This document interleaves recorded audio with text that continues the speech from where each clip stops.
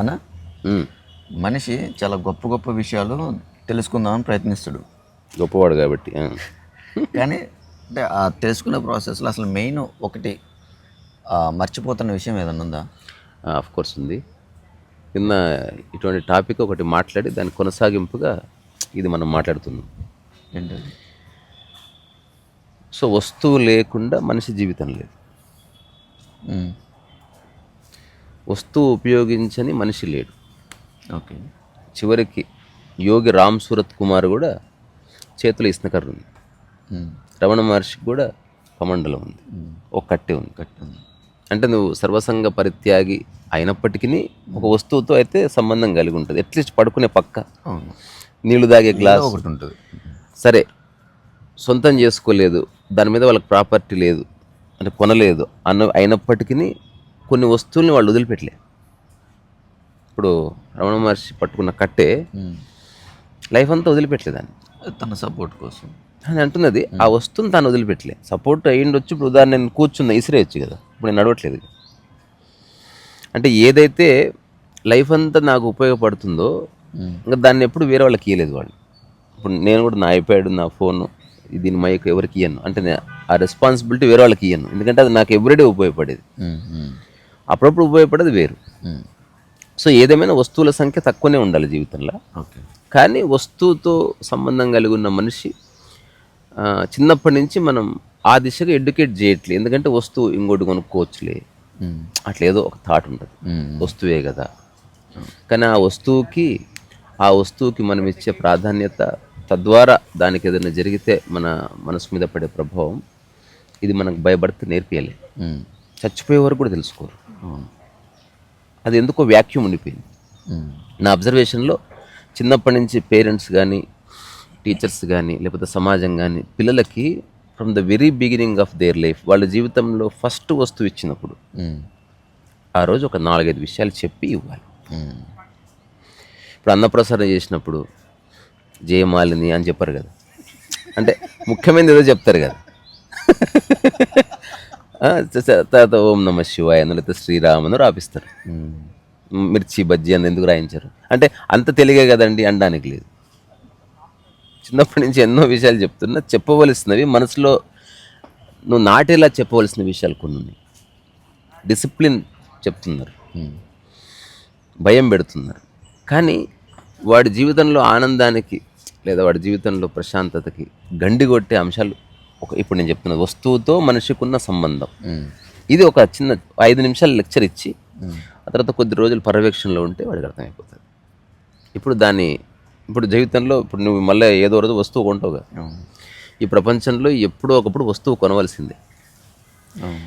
ఇంకోటి, వస్తువు కాస్ట్కి వస్తువుతో ఉన్న అఫెక్షన్కి లేదా అటాచ్మెంట్కి సంబంధం లేదు. వస్తువు కాస్ట్కి వస్తువుతో ఉన్న అటాచ్మెంట్కి సంబంధం లేదు.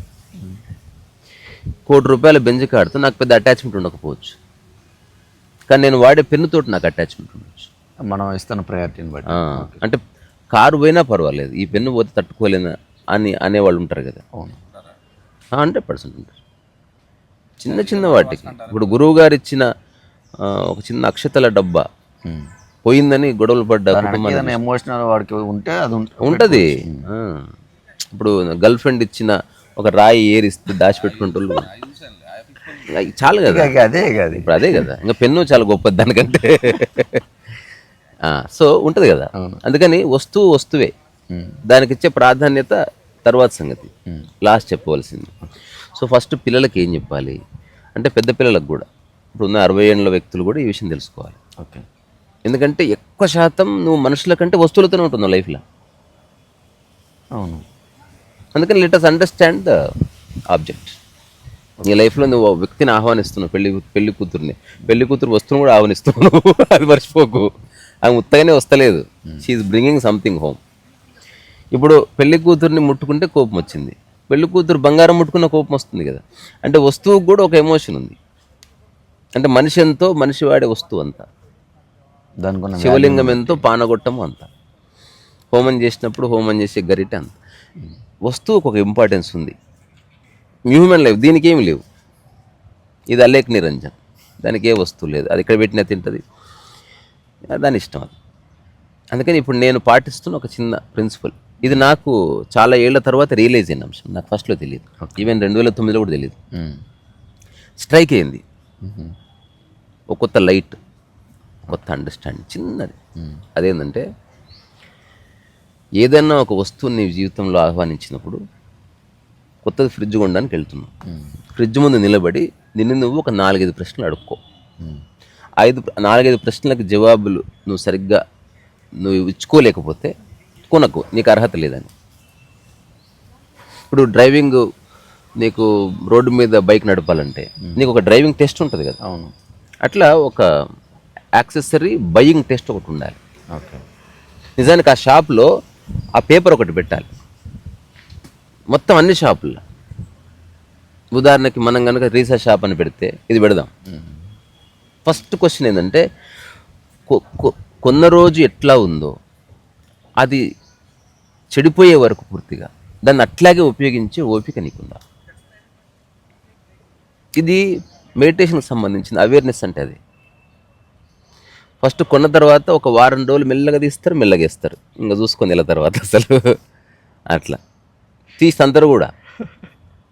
Same the way you are treating, అవును, you are treating the same human being also. మనుషులు కూడా సేమ్ చేస్తారు అట్లా. సేమ్ అని నువ్వు సేమ్ కదా. ఇప్పుడు నువ్వు ఒక మనిషిని నువ్వు రాయనుకుంటే అయిపోయాయి, వాడిని ఇసిరవతలేస్తావు. ఒక మనిషిని నువ్వు బంగారం అనుకుంటే వాడిని తీసి గూట్లో పెట్టుకుంటావు. నువ్వు ఇచ్చే విలువనే కదా మొత్తం అంతా మారుస్తున్నది. అందుకని ఫస్ట్ క్వశ్చన్ ఏంటంటే కొన్న మొదటి రోజు ఎలా ఉపయోగిస్తావో 10వ రోజు అలాగే ఉపయోగిస్తావా, 100వ రోజు అలాగే ఉపయోగిస్తావా, 1000వ రోజు అలాగే ఉపయోగిస్తావా అన్నది ఫస్ట్ ఊరికి క్వశ్చన్ చేసుకో. ఓకే, బట్ అలానే ఉపయోగించాలని రూల్ ఏమన్నా? ఇప్పుడు మనం డిస్కస్ ఎక్కడ చేస్తున్నాం, first fundamental, if at all you want to be happy in your life. Okay. ఇప్పుడు మెడిసిన్ వేసుకున్నప్పుడు చేయి కడుక్కొని వేసుకో అని చెప్తారు. చేయి కడుక్కోకుండా వేసుకుంటే ఏమవుతుంది, ఏం కాదు, కానీ ఎంతో అంత డ్యామేజ్ అవుతుంది. సో ఇప్పుడు పీస్ అన్నది అబ్సల్యూట్ కాదు, అది రకరకాల విషయాల కాంట్రిబ్యూషన్లు ఏర్పడుతుంది. ఇప్పుడు ఎగ్జాంపుల్, ఇప్పుడు స్టార్ హోటల్ చూసినావు కదా, ఎప్పుడు స్టార్ హోటల్ అందంగా ఉంటుంది కదా, అన్ని వస్తువులు అందంగా ఉంటే స్టార్ హోటల్ అందంగా అనిపించింది కదా. అన్ని వస్తువులు నీట్గా ఉంటే ఇల్లు నీట్గా ఉంటుంది, అలైన్మెంట్. అట్లనే నీవు ఏ అంశాలతో ప్రత్యక్ష సంబంధం కలిగి ఉన్నావో ఆ అన్ని విషయాల నుంచి నీకు పీస్ రావాలి, లేదా అది నీ లైఫ్లో ఉండకూడదు. అసలు వస్తువే వాడకు, ఈ చర్చే లేదు. వాటితో లింక్ ఎందుకు పెట్టుకుంటున్నావుగా, ఖచ్చితంగా అక్కడికే వస్తున్నాం. నెక్స్ట్ అక్కడికే వస్తా. ఇప్పుడు నేను మొదటి రోజు ఎలా వాడతాను, 100వ రోజు అలాగే వాడతానా, నేను వాడతాను అంటే ఒక టిక్ అయిపోయింది. రెండోది, ఒకవేళ చెడిపోతే వెంటనే రిపేర్ చేయిస్తావా, పోస్ట్ పోన్ చేస్తావా. పోస్ట్ పోన్ చేసేవాడు అయితే కొనకు, దాన్ని ఎప్పుడు up to date tip top ఉంచాలి, అప్పుడు నీకు అర్హత ఉన్నట్టు. ఇప్పుడు మా అమ్మాయిని పెళ్లి చేసుకుంటే పెళ్ళికి కూడా కొన్ని అర్హతలు ఉండాలి కదా. మంచిగా చూసుకుంటావా, ప్రతిరోజు ఆమెను సుఖపెడతావా, ఇట్లాంటివే ఉంటాయి ప్రశ్నలు. వాటికి నేను ఇవి చేయనంటే ఇవ్వరు పెళ్ళి కదా. అవును. అట్లా కొన్ని చిన్న చిన్న. ఇప్పుడు రెండవది ఏంది, రిపేర్ అయిపోతే వెంటనే రిపేర్. ఇది మనం ఎప్పుడు అడుక్కోము. ఇది మనం ఓన్లీ వస్తువు కొనిపించడం వరకే. ఏ వస్తువు నచ్చిందో చెప్పునన్నా, అది నచ్చిందా ఇది నచ్చిందా, మన బడ్జెట్ బేస్డ్గా అని ఆలోచిస్తాం తప్ప, అరే బాబు ఇప్పుడు నువ్వు ఇది కొంటున్నావు, జరాగు, ఇప్పుడు ఇది రిపేర్ అయితే నువ్వు వెంటనే చేయిస్తావా. చిన్నపిల్లవాడు అనుకో, వెంటనే రిపేర్ చేయించే విధంగా నువ్వు ప్రిపేర్ అయ్యి ఉండు. డాడీ ఎప్పుడు బయటికి వెళ్ళినా దాన్ని తీసుకొని పోవాలి, రిపేర్ చేయించుకోవాలి, దాన్ని మళ్ళీ యథాస్థితికి తీసుకొని రావాలి. ఇది రెండవది. రెండైన ఏమేమైనా ఎలా కొన్నప్పుడు ఎలా వాడావో చివరి వరకు దాన్ని అట్లాగే ఉంచాలి. రెండవది, దానికి ఏదన్నా అయితే వెంటనే రిపేర్ చేయొచ్చు. మూడవది, ఏదో కారణం చేత చెడిపోతే, అంటే ఏదన్నా దానికి డ్యామేజ్ చేశారు ఎవరో, అప్పుడు వాళ్ళు యాక్సిడెంటల్గా చేశారా లేకపోతే ఇంటెన్షనల్గా చేశారా అని గుర్తించిన తర్వాతనే గొడవ పడాలి. ఇప్పుడు ఎవరో నీ ఫోన్ కిందేశారు, ఎలా పడ్డది, నడుస్తుంటే చేదగిలి పడిపోయింది, తన ఏలే. సో అది యాక్సిడెంటల్గా జరిగింది. సో యాక్సిడెంటల్గా జరిగినప్పుడు గొడవ పడి వేస్ట్. అప్పుడు నువ్వేం చేయాలి, ఇది నీ ద్వారా కింద పడ్డది కాబట్టి కొంత డబ్బులు వేసి రిపేర్ చేయించండి అని చెప్పడం తప్ప ఊరికే ఆవేశపడి చేయించాల్సిన అవసరం లేదు. ఒకవేళ ఇంటర్నేషనల్ అనుకో, అప్పుడు నువ్వు ఒక స్టాండ్ తీసుకో, ఆ మనిషి నీతో ఉండాలా ఉండొద్దా, ఎందుకంటే ఇంటర్నేషనల్ కాబట్టి వాడు ఏమైనా చేయొచ్చు నెక్స్ట్. సో వాడు ఒక పొటెన్షియల్ థ్రెట్టే. అందుకని నువ్వు లైఫ్లో ఒక వ్యక్తితో ఉండాలా వద్దా తెలుసుకునే ఒక అవకాశం వస్తుంది. ఆ వస్తువు నీకు ఒక వ్యక్తిని పరిచయం చేసిందా లేదా. అందుకని ఏదన్నా వస్తువుకు ప్రమాదం జరిగితే అది యాక్సిడెంటల్గా జరిగిందా ఇంటర్నేషనల్గా జరిగిందా క్రాస్ చెక్ చేసుకుని ఆవేశపడు. ఓకే. ఏదో ఒక రోజు ఆ వస్తువు నీ లైఫ్లోకి వెళ్ళిపోతే ఎట్టి పరిస్థితుల్లో బాధపడను అని కూడా తెలుసు. దాన్ని తలుచుకొని మళ్ళీ ఆ ప్లేస్లో కొత్త వస్తువు తెచ్చి పెడతాను. దాని అర్థం నేను బయటపడేసి నేను తెచ్చి పెడతానండి కదా. చాలామందికి ఒక హ్యాబిట్ ఉంటుంది. మా మేడం వాళ్ళ అబ్బాయి కొత్త కంప్యూటర్ వస్తే అసలు ఎంత ఎగ్జైటింగ్ ఉండేవాడు.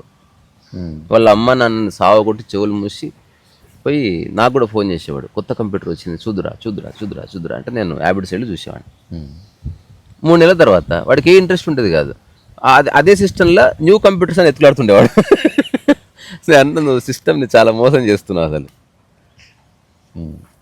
నీకు ఇంట్రెస్ట్ లేదా అని చెప్పి. నేను ఇంత ఏ కంప్యూటర్ అయినా కొత్తగా వాడుకుంటుందని నా అవసరానికి తగ్గట్టు. నీకు నోకియా చాలు, నీకున్న కోడిదమ్మాకి నాకు ఉండాలి ఆ సిస్టమ్. కానీ నా దగ్గర ఉన్న మామూలుగా Pentium 4 నాకు సరిపోతుంది. సరే దీంట్లో సేవ్ కొడితే వెంటనే సేవ్ అవుతుంది, దాని సేవ్ కొడితే హాఫ్ అన్ అవర్కి సేవ్ అవుతుంది, క్యా ఫరక్ పడతా. నేను వర్క్ అంతా చేసి రాత్రి సేవ్ కొట్టి పడుకుంటా. నేను మార్గాలు అన్వేషిస్తున్నా ఉన్నదాన్ని ఎట్లా ఉపయోగించుకోవాలని. నా దగ్గర ఫస్ట్ సిస్టమ్ ఉండరా, MP3 ప్లేయర్ ఓపెన్ చేస్తే 4 అవర్స్కి ఓపెన్ అయ్యేది. జస్ట్ ఇమాజిన్, MP3 ప్లేయర్ అంటే అసలు నథింగ్ అసలు. అంటే దాని ర్యామ్ ఎంత తెలుసా, ఇప్పుడు జీబీలు ఉంటుంది కదా, 28 ర్యామ్ నథింగ్. నేను చెప్పేది ఫస్ట్ బేసిక్ సిస్టమ్స్ 64 ర్యామ్ ఉంటుంది. 64 or 52 సంథింగ్ ఉంటుంది. అంటే ఇంకా లోయెస్ట్ అది కూడా వాడి అప్పుడు లేదు, అది లేదు అసలు లేదు, నా దగ్గర లేదు. ఆ ప్రపంచంలో ఉందేమో నాకు తెలియదు. ఇంత డబ్బా ఉండి ఇట్లా వెనుక ఉండి దానికి పెద్ద డబ్బా ఉండి అది ఆన్ చేస్తే చాలాసేపటికి ఇట్లా వెళ్తురొచ్చి ఇట్లా తిరిగి ఆ పాత విండోస్ ఉండి అది ప్రాబబ్లీ Pentium 2 అనుకుంటుంది. అదొక సెటప్. అది నాకు ఒక కంప్యూటర్ టెక్కి సినిమాలు చూసుకుంటే ఓన్లీ CDSకు అంతవరకు పనిచేస్తుంది, కొంచెం స్లోగా ఉంటుంది అని చెప్పి ఇచ్చిండు. అప్పట్లోనే 11,000 కొన్నా. చాలా వర్క్ చేసి ఆ తర్వాత ఆ సిస్టమ్ పడేసి నెక్స్ట్ మళ్ళీ Pentium కొంచెం అడ్వాన్స్ Pentium ఆ తర్వాత చాలా తర్వాత ఎన్ని ఫోన్లో ఎన్ని సిస్టమ్స్ ఇప్పుడు కొంచెం స్థిరపడ్డా నేను అట్లా. సో MP3 ఆన్ చేస్తే 4 అవర్స్. నేను ఎర్లీ మార్నింగ్ లేచి 2:30కి సిస్టమ్ ఆన్ చేసి MP3 ఆన్ చేసి పెడితే నేను పొద్దున టీ దగ్గరికి అప్పుడు మళ్ళీ బ్రహ్మాండంగా పనిచేస్తుంది. అసలు చూడు, నువ్వు అనుకుంటే అంత బాగానే ఉంది, లేకపోతే అది నీకు ఇరిటేషన్ ఇస్తుంది కదా. సో అట్లా ఈ 4 విషయాలు. సో ఒకటి, కొన్నప్పుడు ఎలా ఉందో చివరి వరకు అలాగే టిప్ టాప్గా ఉంచుతాను. రెండోది, దానికి ఏదైనా రిపేర్ అయితే వెంటనే చేయిస్తాను. ఎప్పుడన్నా దానికి డ్యామేజ్ అయితే అది యాక్సిడెంటల్గా జరిగితే రిపేర్ చేయించు, అనవసరం గొడవ పడకు. ఇంటర్నేషనల్గా జరిగితే నువ్వు ఆ వస్తువు నీకు దుర్మార్గుని పరిచయం చేసింది, వాడు కావాలని ఎత్తేసినప్పుడు వాడితో ఉండక ఇంకా. అందుకని ఆ మనిషిని వదిలి go and get the repair done. 4వది, ఒక వస్తువు నీ లైఫ్లో చెడిపోయిందని తెలిసింది, ఇంకా పనిచేయదయా అని చెప్తారు కదా, అప్పుడు నువ్వు బాధపడద్దు. ఈ చిన్న విషయాలు తెలుసుకొని అప్పుడు వస్తువు మీద చేయబెట్టు. Same thing applies to human being also. అవును, ఏ ఫ్రెండ్ పరిచయం అయ్యాడు, ఎప్పుడైనా ఫ్రెండ్షిప్ పోవచ్చు అని తెలుసుకొని ఉంది. ఫస్ట్ డే ఎట్లా ప్రవర్తిస్తావో 100వ రోజు అట్లే ప్రవర్తించు. ఫ్రెండ్షిప్ ఎందుకు పోతుంది, 3వ రోజుకి కొంచెం క్లోజ్ అయ్యి 11వ రోజుకి భుజాల మీద చేతులు వేసుకొని 100వ రోజుకి పిల్లలు గిల్లుకొని పోతుంది ఫ్రెండ్షిప్. మనిషే కదా. ఇప్పుడు నా ఫ్రెండ్షిప్స్ ఎందుకు ఎప్పుడు ఒకటే ఉంటుంది. ఇప్పుడు టైసన్ నేను కలిసినప్పుడు ఎంత ఇప్పుడు అంతే. వర్క్ పరంగా మనం అడ్వాన్స్ అవ్వాలి కానీ ఫిజికల్గా అడ్వాన్స్ అవ్వాలి. ఫ్రెండ్షిప్కి ఏమి ఎగిరి గంతులు వేసుకొని సినిమాలో చూపించినట్టు లేక కలిసిన ఫ్రెండ్స్ వచ్చి ఇట్లా పరిగెత్తుకొని కౌలించుకుంటారు, అట్లా ఎందుకు ఉంటుంది. పోనీ ఎంతసేపు కౌలించుకుంటారు, టైం వేస్ట్ పని. సో అందుకని ఇది ఇప్పుడు నువ్వు ఫస్ట్ ఏమడిగిందో దీనికి ప్రశాంతతకి ఏం సంబంధం ఉందని అడిగినావా, ఎందుకు లేదు చెక్ చేయ ఒకసారి. ఉదాహరణకు చెడిపోతే నేను డిస్టర్బ్ అయ్యాను, దానికి లింక్ పెట్టి నేను ఎందుకు నా ప్రశాంతత లింక్ పెట్టట్లేదు కాదు. ఈ 4 తెలుసుకోకపోతే ఇమ్మీడియట్గా ప్రశాంతత పోతుంది. అవును, ఇప్పుడు ఎవడో కిందేశాడు, అది యాక్సిడెంటల్లా ఇంటర్నేషనల్ తెలుసుకోకుండా నువ్వు గొడవ బతికితివి. తర్వాత ఆ వస్తువు హఠాత్తుగా చెడిపోయింది, కరెంట్ ఎక్కువ వచ్చింది, బాంబ్ పోయింది. ఇప్పుడు నువ్వు బాధపడకుండా కూర్చుంటావు మంచి వస్తువు అని. తెలుసుకుంటే నీ మైండ్ ఆల్రెడీ ఎన్లైటన్ అయ్యింది. ఎన్లైటన్ అంటే తెలుసుకున్నావు ఆల్రెడీ. ఇప్పుడు ఎన్లైటన్మెంట్ అంటే తెలుసుకున్న ఏదో రోజు వీక్తా అని. అంటే ఎన్లైటన్ అంటే నీ జీవితంలో ఏవేవి ఉన్నాయో అన్నిటి మీద ఒక కాంతి పడ్డది. ఇంకా అందుకే ఏమి ఇప్పుడు గురువులు చాలా అద్భుతమైన వ్యక్తులు దేనికి చెల్లించలేదు, ఎందుకు తెలుసుకునే ఉన్నారు. అవును అయితే కాలు ఇరిగింది, నొప్పి ఉంది, ఏదో మాట్లాడుతున్నాం, అట్లా ఉంది. వాళ్ళని చూసి ఆశ్చర్యపోయింది సమాజం. బా ఏం డిటాచ్ లేదు, బొంగు లేదు, ఇది బొక్కన్నాక ఇరుగుతుందని తెలుసుకున్నాడు వాడైతే. సో మనకి ఇది ఒక పార్శ్వం అయితే.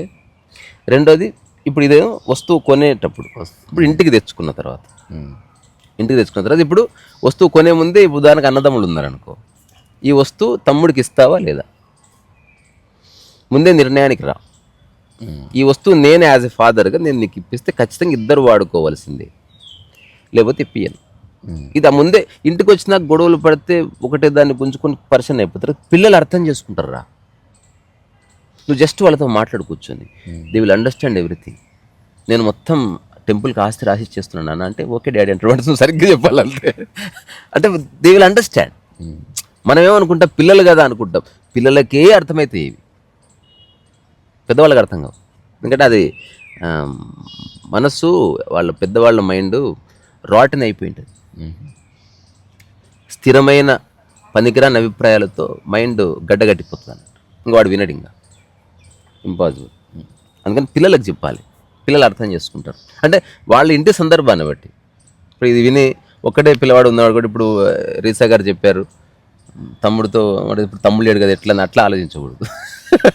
సందర్భాన్ని బట్టి వస్తువు ఏమిటి, దాని ధర ఏమిటి, దాని ప్రాధాన్యత ఏమిటి, అట్లా. ఇప్పుడు నువ్వు ఎప్పుడన్నా ఇట్లా ఆలోచించి నువ్వు కొన్నావా? ఈ మధ్య చేస్తాను అన్నట్టు. జోగి ఇట్రా, జోగి ఇట్రా. ఇప్పుడు ఈ ఫోన్ కొన్నది కూడా ఇట్రా, నువ్వు జోగి ఇట్రా, పైన ఇట్లా కూర్చో, ఎక్కు. అది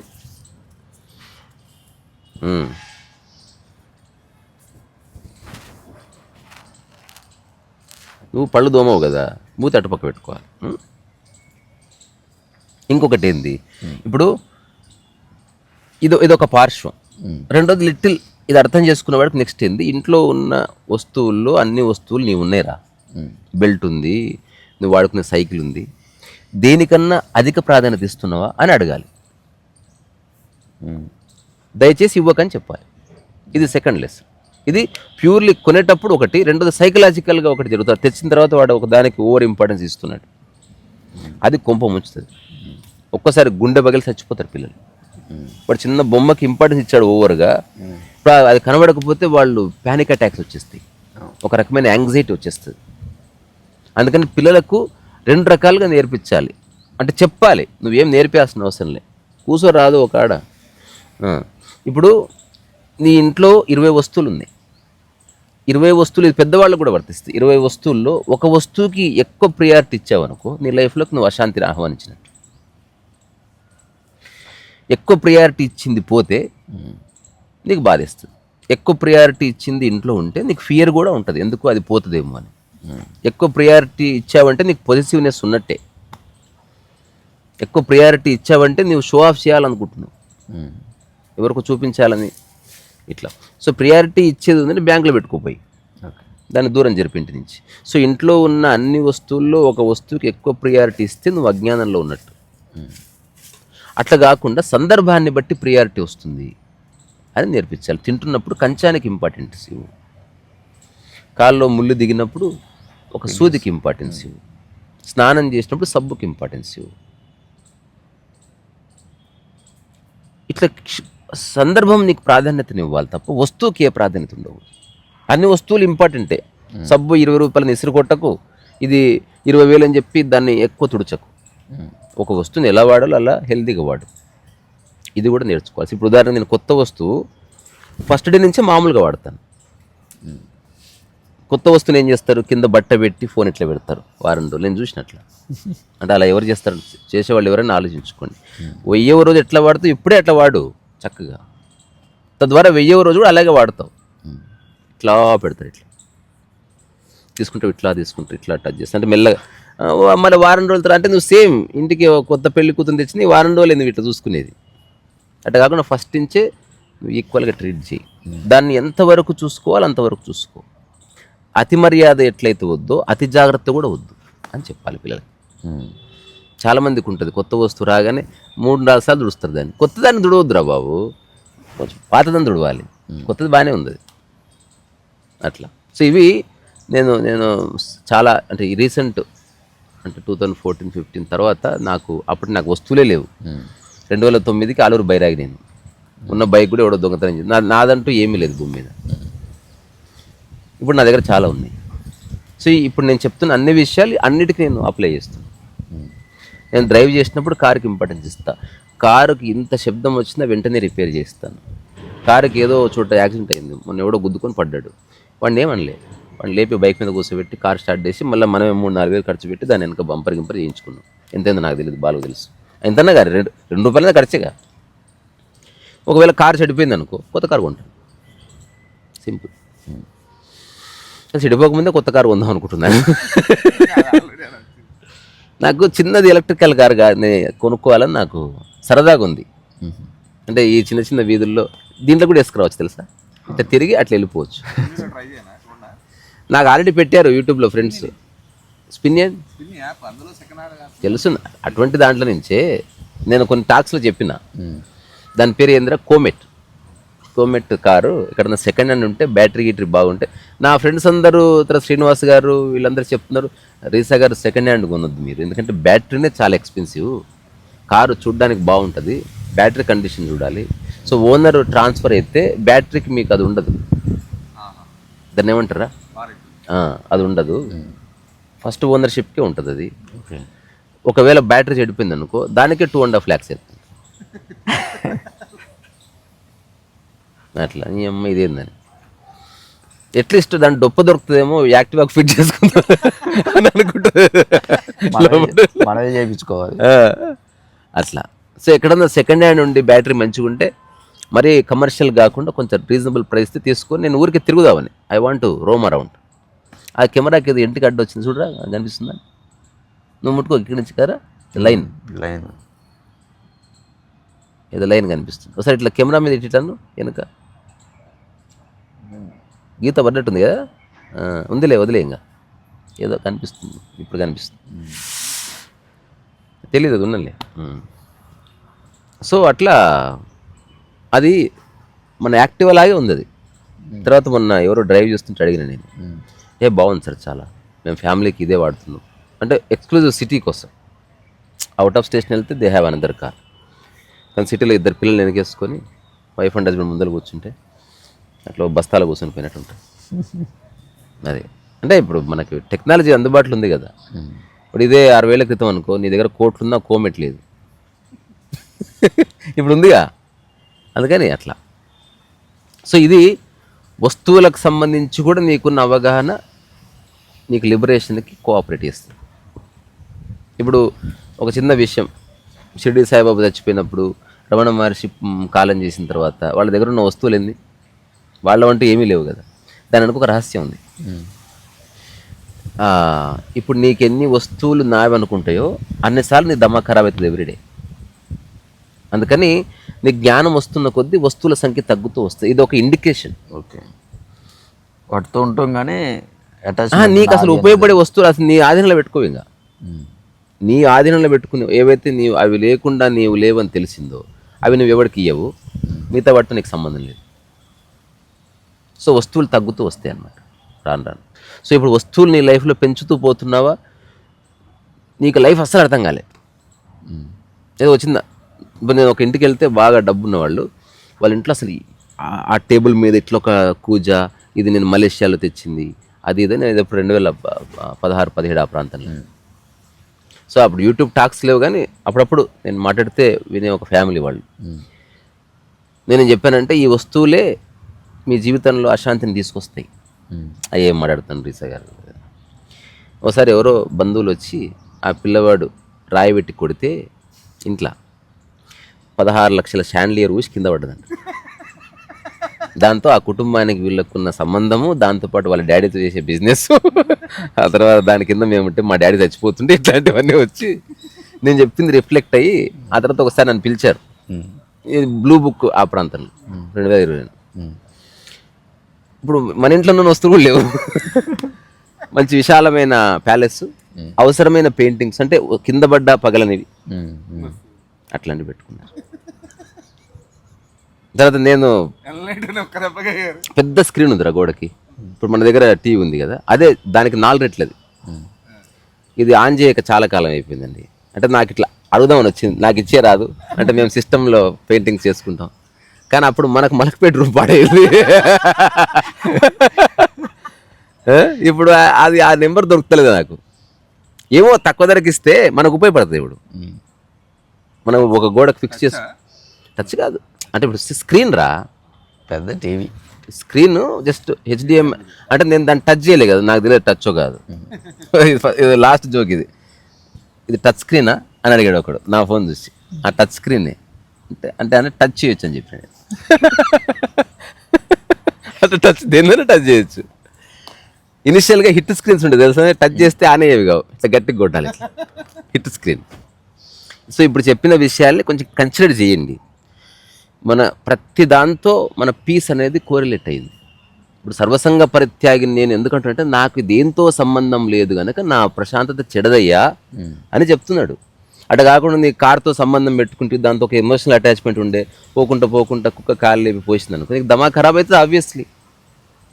నీకు షార్ట్ చూసిదారా మీరు, ఒక కుక్క అది ఏలో చేసినట్టున్నారు, కారు ఉంటే కారు దగ్గర ఇట్లా పోతుంది, అది వెళ్ళిపోతే దారు బ్రతుకుంది అంటున్నా ఇట్లా చూస్తుంది.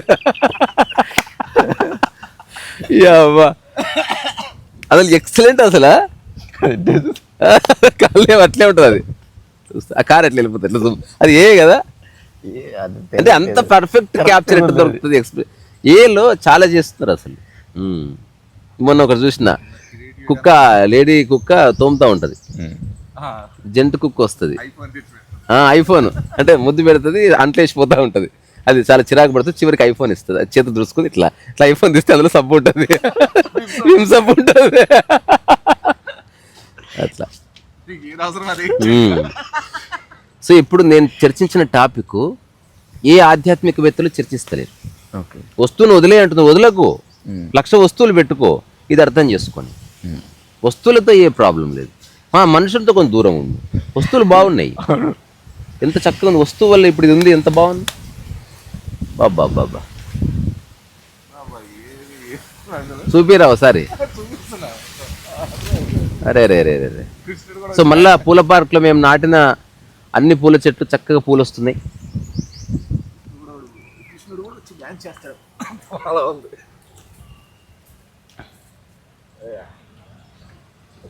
ఓకే బాయ్ అంతే. అరుణాచలంలో 12 నుంచి 14వ తేదీ మధ్యన ఈ నెల బుక్ లాంచ్, నిర్వాణ షట్కం. అక్కడ కలుసుకుందాం, లేకపోతే ప్రీ ఆర్డర్ చేసుకోండి. నమస్తే.